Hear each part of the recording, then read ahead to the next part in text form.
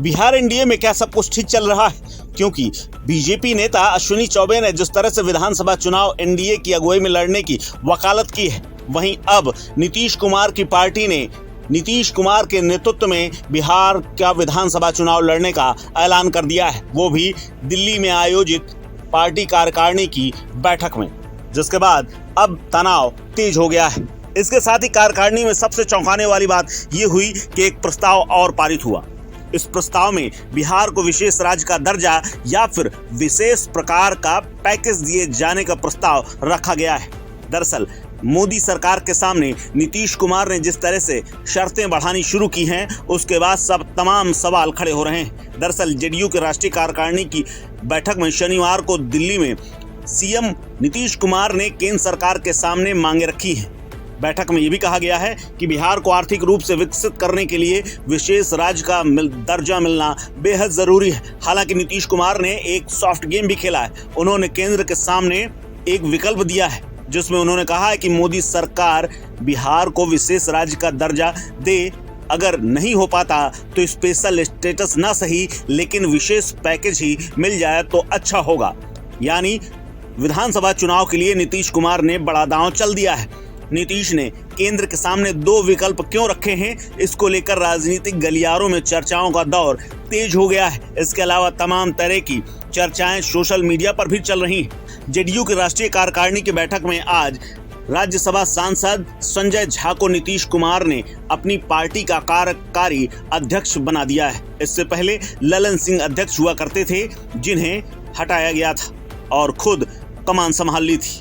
अब संजय झा एक ऐसे नेता हैं जिनका बैकग्राउंड बीजेपी का रहा है। उनकी बीजेपी के कई नेताओं के साथ बेहद नजदीकी है और इसी साल इंडिया गठबंधन से जेडीयू को बाहर निकाल करके एनडीए में प्रवेश कराने में भी संजय झा की बड़ी भूमिका रही है, जिसको नीतीश कुमार से लेकर के मोदी तक जानते हैं।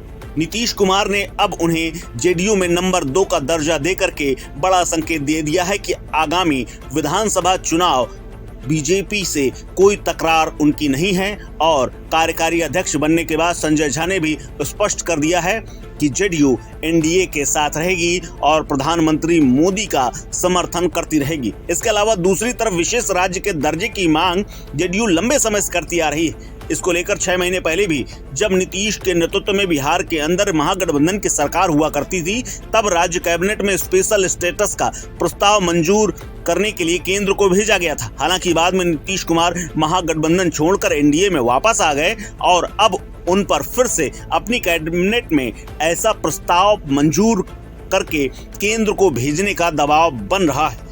कांग्रेस नेता जयराम रमेश ने शनिवार को नीतीश कुमार से ये मांग दोहराते हुए कहा कि अब अगर नहीं लेंगे तो कब लेंगे।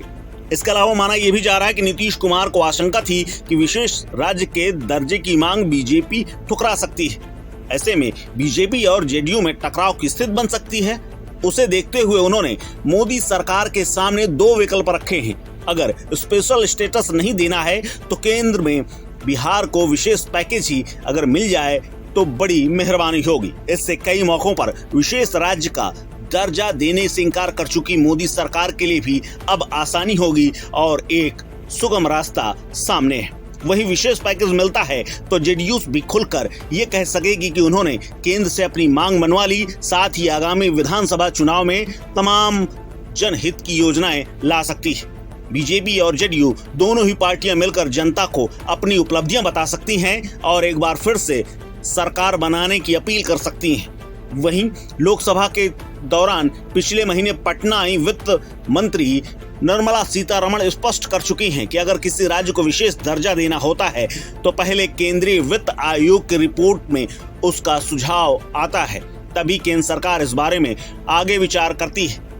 अब तक वित्त आयोग की ओर से ऐसा कोई सुझाव नहीं आया है। उन्होंने ये भी दोहराया कि 2015 में प्रधानमंत्री नरेंद्र मोदी ने बिहार को 1.25 लाख करोड़ रुपए का पैकेज देने की घोषणा की थी। माना अब ये जा रहा है कि आने वाले विधानसभा चुनाव से पहले मोदी सरकार एक बार फिर से बड़े पैकेज का ऐलान कर सकती है, जिससे बिहार में विकास की गंगा और विकास के वादों की एक बार फिर से लहर उठाई जा सकती है। अब देखना है कि मोदी सरकार के लिए कौन सा विकल्प सबसे उचित होगा और उसके सहारे क्या आने वाले साल में विधानसभा चुनाव के दौरान नीतीश कुमार इसका कितना फायदा उठा पाते हैं। इस खबर में फिलहाल इतना ही। अपडेट्स के लिए बने रहिए वन इंडिया हिंदी के साथ।